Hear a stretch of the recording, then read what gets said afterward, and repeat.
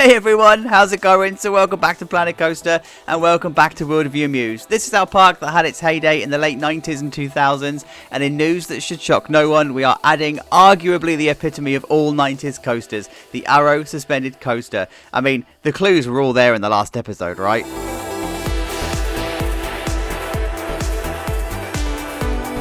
Oh yes, imagine the scene. You are an up-and-coming theme park and you want to make your mark on the theme park world, but you really don't want to be a cliche wanting a bigger, better, faster or taller coaster. But what do you do if you want a dog in the coaster war? Well, of course, you phone in Arrow for a suspended coaster because they're actually cheap, they're thrilling, and right now in the 90s, they're pretty rare, and this is what you're going to end up with, this swoopy goodness. I mean, from the top, look at how awesome this looks. Yes, I'm so chuffed with this. Planet Coaster, by the way, is really difficult. It's really hard to build a suspended coaster in Planet Coaster because the physics just don't like the coaster type at all. But it's fine. I've managed to work it through, and these are the sort of sight lines you get. I mean, this is from the entrance, and you just get that swoopy turnaround. It looks awesome. I love it. And if we go back to the viewpoint from last week, this one here, you get a pretty decent view of the entire coaster, and this is the swoopy turn I wanted, and I'll talk you through that in a moment. Of course, it needs probably some custom supports, especially here. There's no supports at the moment, so this is definitely not realistic. Yeah, it's probably going to need a few custom supports, but one thing I have learned when doing this is the supports for Arrow suspended coasters are actually really close together. Like, even in the world where you don't need close supports, they are still really close together. So this just about works. So this is what I've got then. This is the station. I've decided on Cattle Pen Hell Q because this is, again, a park from the 90s, and it's a little bit, it's not tight on space, it's a sprawling park.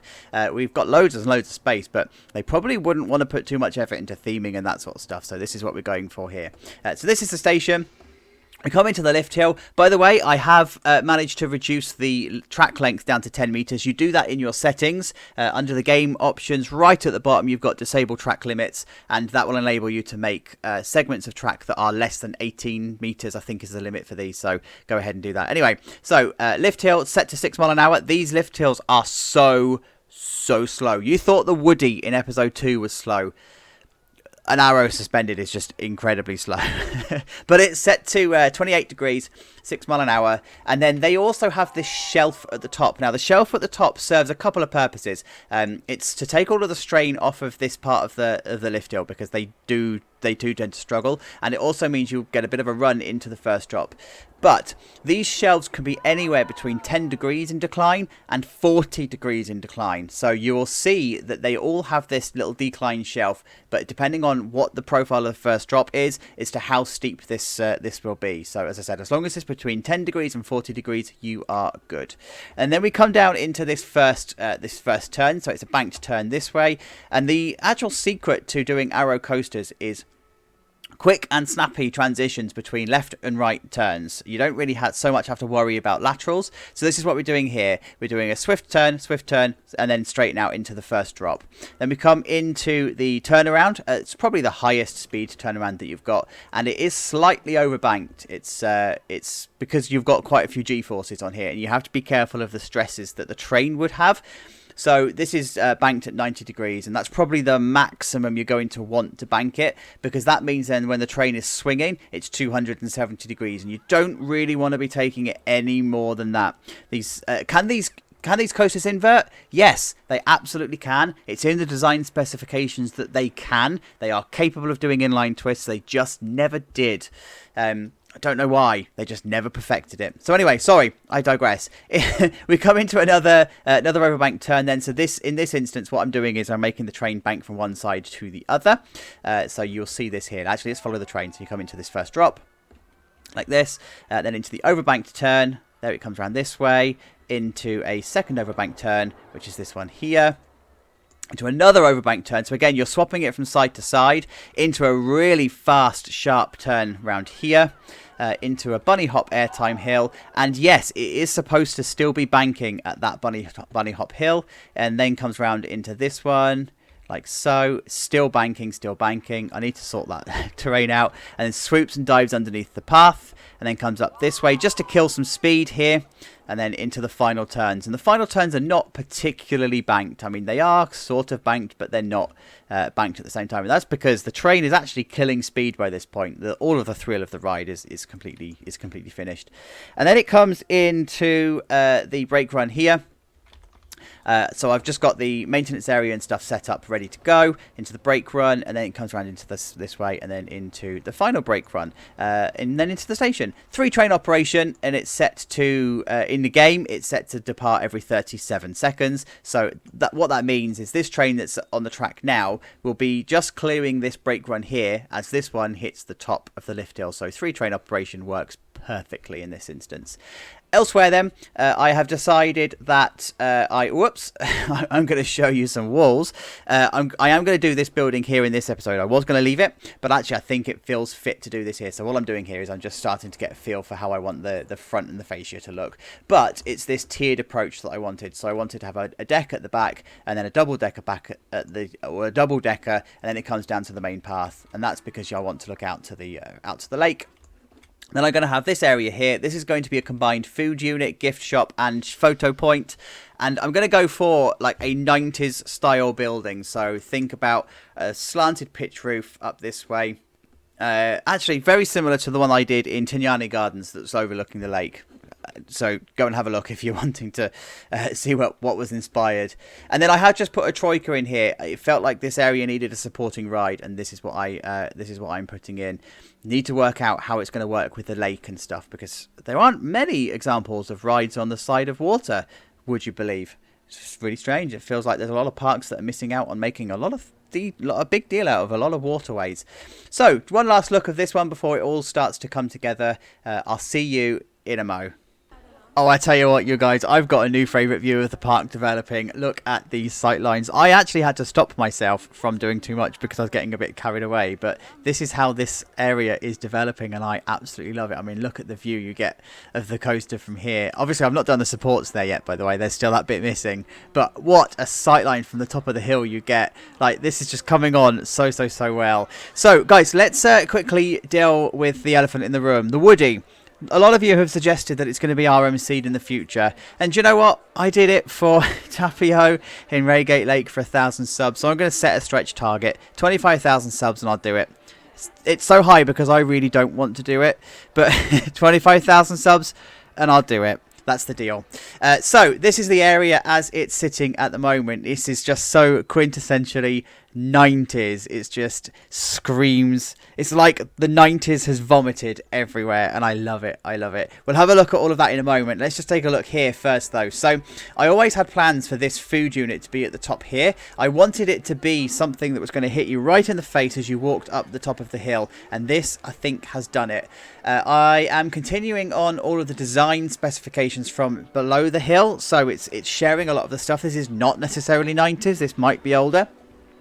But what I wanted to do is have a bit of almost like a Wild West theme, if you like. A bit of a ribs and whatever place with lots of stone, lots of wood cladding and stuff. Inspiration taken from a couple of the buildings in DollyWood. They kind of like mush together and whatever. But this is the idea that I wanted on the sightline of the park, right? I wanted this building to be one level and the path to sort of collapse around it. And then at the back to come down through stages, through like patios and decking and stuff. And I think this is quite well achieved, actually. I'm liking how this has come together. I haven't done anything on the inside here. It is just an empty room. The one thing I have done, though, is I've made this design decision, and I did this in, I think it was Grosvenor Gardens, where actually you just have like a low ceiling either side, and then you have a high ceiling at the top here. It is actually a design movement, and I can't remember off the top of my head what it's actually called, but it's also it's also a Planko cheat moment, because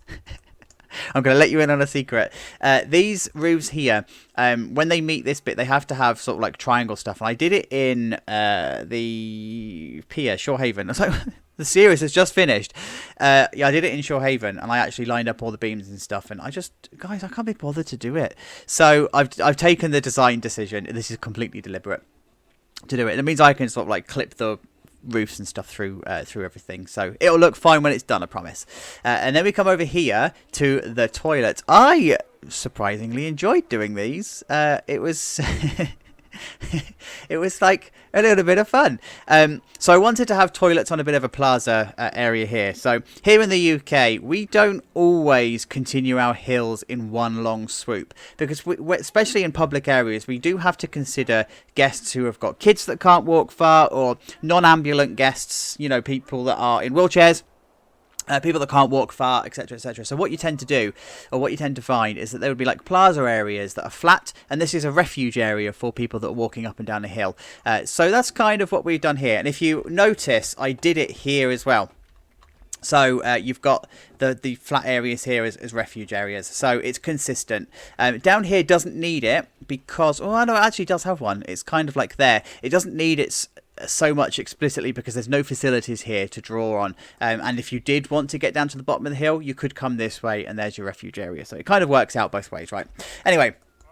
Toilet time. I wanted this idea of the toilets, and I wanted it to match the style of the building that's opposite it. It felt like this was kind of like an area that might have been redeveloped around about the 90s when this coaster came in, but ultimately I wanted to make use of the sightline here, and it felt like the coaster needed to feel like it was diving over the top of the toilets. It doesn't. It's got a lot of clearance. It's right there, and in fact it's swinging out this way anyway, so it's fine. Like, it doesn't actually hit it, but yeah, I wanted it to feel like it was almost like they're on the sight line as the coaster goes by. Look, so think of the Smiler and how that interacts with the toilet at Alton Towers, and then inside here I've just started the process of putting the toilet stuff in. I haven't done any of the decoration or the wall decoration stuff in here yet. It's just going to have wood cladding and stuff on it, and then of course there's the cubicles. This one here, by the way, is your disabled toilet, and what I've done is I've actually made the door the usual size, and I've just put an extra bit in here. But if you did have a particularly wide wheelchair,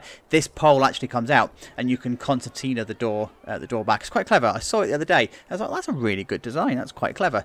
So anyway, moving on to it's so disgusting, it's great.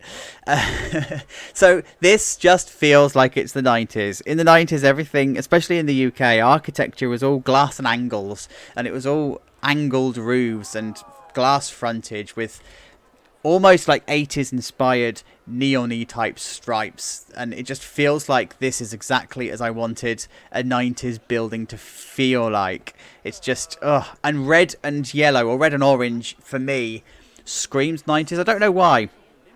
I really don't know why. It must have been something to do with me as a kid or something, but it just screams 90s. Whenever I see this design, I'm like, yes, it's 90s. And pink brick. Like, all of the theme parks were using this pink brick, and it's weathered and worn over time and stuff, so this area is just going to feel literally like the 90s are thrown up all over it. Inside here, I have just put 2 shops in, the 2 gift shops, started to clutter it out with some stuff. I don't think I need to do much more in here, actually. I just need to finish off the photo booth. So there's the photo kiosk as it is at the moment, with all of its stripes and stuff. Decided to paint this wall grey. I didn't want to have it all orange inside. I needed an accent wall going on just to break the colour up, so I've done it grey. And of course there's no door and stuff on there yet. That will get done shortly. And then the station. Oh, it's disgusting. It's such an eyesore, but it's great. So yeah, what I've done is I've just done the same cladding along the top. I've just put the banister, or the balustrade, or whatever you want to call it, the railing along here. Actually, it's very Raptor at Cedar Point. I think it's very similar in feel and design.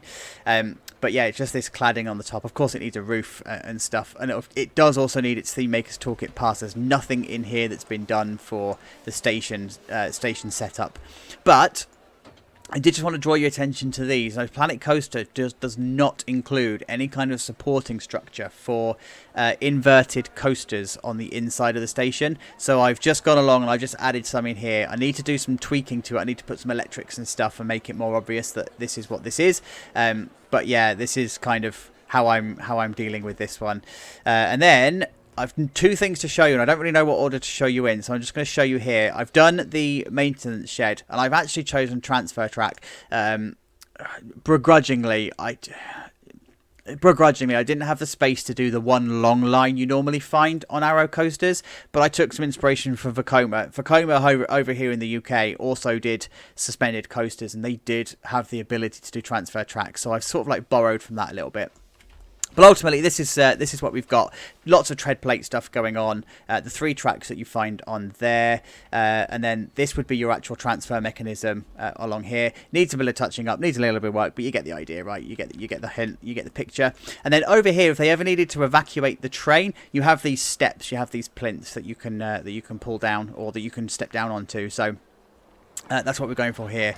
Way as the train approaches us, I do need to sort these pillars out. I'd forgotten that they were still there, so I need to tidy up and stuff in here. But that's it. And then this is the biggie. This took far longer than I care to admit for what seems to be a pretty crappy result. You really don't notice it, but it's worth it. It was worth doing, and it's the custom supporting on the lift hill. Now, it's not perfect in the sense that in real life, the chain return mechanism actually touches and rests upon the iron girders that you've got here. I can't change Planet Coaster, so we get what we're given, and it is what it is. There are some things that you can fight with the game for, or game over, you know, like putting stairs on hills. Fighting over this is not a fight you want to choose. Just choose your battles. But this is ultimately it. Now, what I did with these, I actually worked out, or I did some research on how they are. So you tend to have a line of lattice structures, and then a line of not lattice structures, and a line of lattice and not, but they're all connected horizontally to each other as the lift hill goes down. So as you can see, you've got lattice here, then not, and it's connected, lattice here, and then not, and then it's connected, lattice here, etc. There's one exception, and that's this bit in the middle here, and that's because I wanted to have a point where the track came through the lift hill and then back through the lift hill. So I didn't have space to do it because the train swings quite a lot. So what I've had to do is reprofile this bend so it's a little bit wider, and takes it a little bit wider and comes out this way, and actually it works out much better that way. And then down this way. And then I had to reach out to a supporting friend, one that's used to, actually does it for a living, does supporting for a living, just to see how this setup would be. And these 2 support pillars in the middle would be fine to carry this weight, because all of the weight is then transferred and distributed down to these parts and to these lattices anyway. So you just have this gap here. Same principle as having a wooden coaster. In fact, this is probably lighter than the wooden coaster structure. But do you know what? It looks all right. It does. It just, from here, you just don't really see it. Well, actually, from the top, you don't see it, but from ground level, you do. You notice it, and it was worth doing. It makes it look real. So I need to do the touching up and stuff on there anyway. But this is how it's looking from... Oh, I've done this bit, by the way. I've not a lot to show you. Just put the brick, some of the brick in, and the queue line fences and stuff on the troika. So this is how it's all looking from the top. The next time you see this, it's gonna be done. Do you know what, you guys? This is turning out to be my favourite park of all time. Every single feels right test I've done on this has passed. It just feels right, and this sightline is everything I wanted it to be. If I could marry a sightline, I would marry this sightline. This is just a park I just wish it was just in real life. I just can't explain it. I'm so excited to show you around. And yes, last week the vote absolutely worked. So spoiler alert, next week is Rapids. River Rapids. Name suggestions in the comments below, please. I'll do exactly the same next week. Choose my favourite 5, put it to the vote. But Brock B, welcome to the channel. I think this is probably your 3rd time lucky, because you came 2nd twice. So you finally made it. Falcon's Fortress is the official winner. And what I'm trying to do here is just start to give a little bit of a flavour of the old branding. And that's why this is a different colour to this. I was in 2 minds as to whether I wanted to keep it, but to be honest with you, putting the red against the red and the yellow against the yellow, it just faded out. The sign just didn't exist anymore. And then having a different colour, an additional colour, just didn't work. So I thought, actually, let's put some of the old colouring in here. So maybe in the past, this was green and purple. That's why this logo is still the same. But either way, it's the perfect name for the perfect ride. So we'll start here in the station, shall we? As we are already here. So of course, I've done all of the usual decorating and kitting out in here. The spots are back. You guys apparently love the spots that you put down, so they're back. It makes absolute sense. Along with row numbers as well, and just some downlighters. Lots of work gone on in here to make this feel as 90s and industrial as I possibly can. So I've put some cross beams in here, I've put some floodlights in here, I've done all sorts of stuff. You can hear ride music, very typical 90s ride music. We also have a control booth that's part completed. This, by the way, has taken inspiration from a couple of coasters that we've got here in the UK. This idea of just it being walls and nothing else. It's not actually a room at all. But yeah, you have all of the colours and stuff all along here. And then you also then have the exit signs, all of your baggage signs, and all of the usual stuff that you find in a station. And then the other side, you're looking out onto the maintenance area and the maintenance shed. So talking of which, I haven't really done a lot of stuff in here. I've just done a little bit of touching up. I haven't done the finishing touches in here because with the rapids coming next week, I don't know where the station's going to be, and I don't know what the layout is, but I do want the rapids to share a maintenance area with this coaster, so that's why this isn't completed and this isn't done. Now what that means is the touching up of this area will also be done at the same time once I know what equipment and stuff is going to come in with the rapids. So but it's real enough, right? It does what it needs to do for right now. I like how this is how this has turned out. So yeah, the train coming in. Oh guys, this is so good. So coming over this way to the lift hill, I didn't point this out beforehand, but we do have a little gap in the trellis where the chairlift is going through. Again, this is very feasible. The forces and whatever for here would be transferred down to this strut and then back again. So this is all good. I've put the custom supports in, so you will now notice that we've got custom supports, and I bet you didn't even notice that they were custom because they look actually quite like the in-game ones. And likewise with this turn here as well, I had to slightly reprofile the turn and then put in some new custom supports in here, so that's kind of what I've done. But I'm going to try and do this now because I've got a lot of trees that this is possibly going to go very, very wrong, but this is now the view that you get from the main entrance area, and I love it. I love it, love it, love it. There's a new sign, so it's a non-lit version of the Wilderview Mews sign. Thank you, Spike. This is perfect for this area, and then you just get this turn around here. And now with the trees and everything that's blocking the way, this now looks amazing. This is exactly as I wanted this sightline to be. Now I did have visions of there being another coaster coming in here with an Immelman that came around this way. But actually what I've ended up doing is I've ended up making a sightline of this curve instead. So yes, and now this is how the hill looks from this side. So as we walk up the hill using a weird camera, we go this way, this way, this way. We now come to this view. This plaza area has come to life so nicely. You've got all of the coaster stuff over here, and you can see the dive as it's just gone down underneath the bridge and stuff. But we've now got Fat Cow Bar and Grill. Oh, I love how this is sitting on the sightline because it just sits so nicely at the top of this plaza. You can see down to the ride area and the station area and stuff down this way. You can also, let me just change the camera. There we go. You can also see around this way to the carousel, and you almost get a feel for how this may have been when the old entrance was in. So this whole area would have been completely reconfigured, or this building, sorry, would have been completely reconfigured when the entrance area was changed. Originally, you would have walked up here, and this would have been an entrance, and this would have been an entrance, and then the kitchens would be the other side. The kitchens would be this side. But I've actually changed that around, so we've now got entrance on this side, and it makes this entrance then make a lot more sense in terms of guest flow and walking up and facing it and stuff. Love how this has turned out with all the seating and stuff on the outside, and then on the inside, ta-da, it's finished in here too. So let me just, there we go.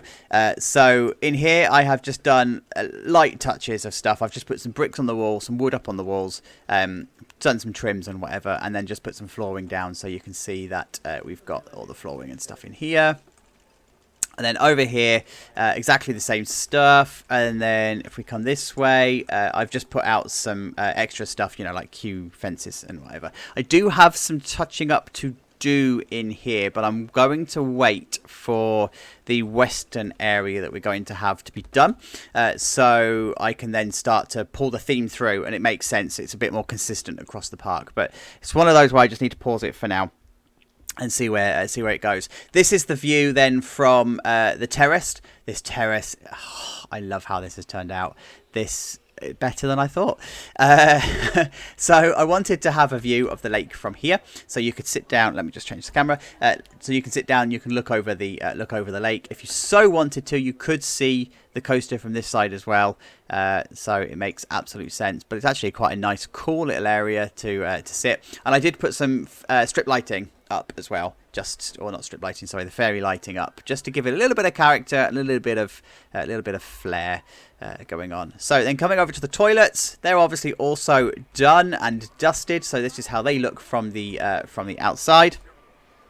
Toilets, awesome view of the lift hill, and I like how this sort of it just frames it perfectly. The all of this roofing is deliberately placed so it's in line with the lift hill, and then when you stand this way, it's deliberately placed so it's got the overhang, the bridge, whatever you call it. It's going over the top of the roof, even though it's not. Love it.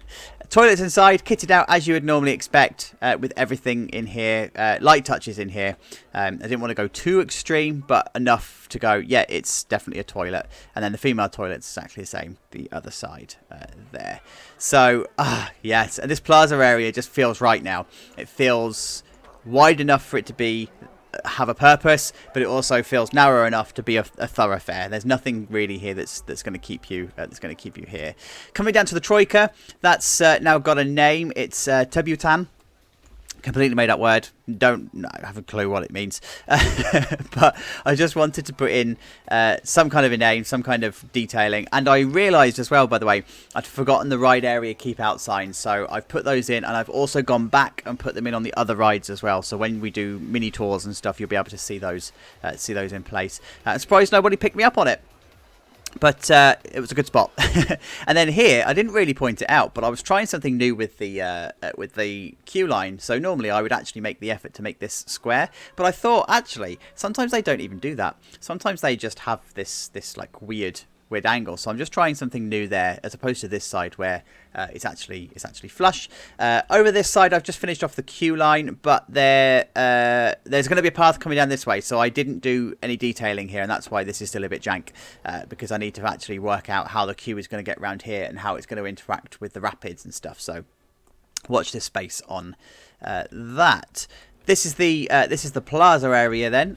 Again, I did have visions of this being far more cluttered than it really is, but actually watching all of the guests, they're coming down the hill here, they're coming through here. You wouldn't want to put too much in this area, because you're going to have a lot of guests coming down this way. So it makes sense to actually keep it clear.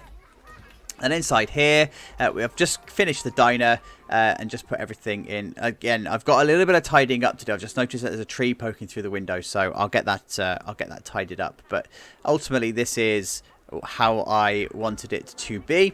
And then the ride photo side is all done as well. So I've got all the correct ride photos and everything in place. And the ride camera for this one, by the way, because you guys do ask about it. The ride camera is here, so it's upon the first drop. And then the final touches I've done are all along here. I've started to kit it out with curbs and stuff. Now I had to stop. I found myself doing more stuff outside of what I wanted to achieve in this episode, so I actually had to stop, and that for me tells me then that I am done when I start working on stuff outside of what I wanted to do. So we're back here. Look at this. I love it. It just feels right. It just feels like a 90s area, and it doesn't feel so stark with the pink anymore. Now that all the trees and stuff in it, feels like it should. So guys, thank you so much for getting to the end of this episode. I really do appreciate you sticking around. Names for the rapids in the comments, please. Again, I'll choose the 5, put them to the vote, and that'll be the winner. Please leave a like. You know that helps the channel. And leave an additional comment if you want to. You know all the usual stuff. But let's just shut up and go for a ride. I'll see you next week. Look after yourselves. Bye-bye.